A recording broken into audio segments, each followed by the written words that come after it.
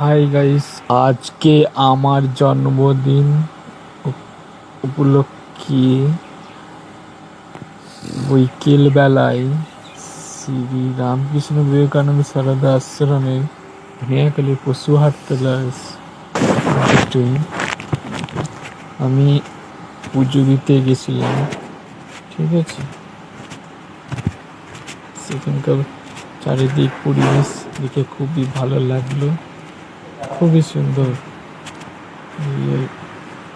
উপরে উঠলুম, মন্দিরের উপরে উঠে পুজোটা দিলুম। ওই এটা এতে প্লাস্টিকের এতে ছিল বলে ওতে দিতে বললো। সব নিয়ম ক্রাইটেরিয়া আছে, যেমন ক্রাইটেরিয়া সেরকম দিলুম। দেওয়ার পরে এইসব কত মানুষজন আসছে, সব বসে প্রার্থনা করছে, গান মন্ত্র উপর সব করছে। আমিও ঘুরে খুবই ভালো লাগলো। অনেক দিন পরে এলো, মন প্রাণ ভরে গেল সত্যি।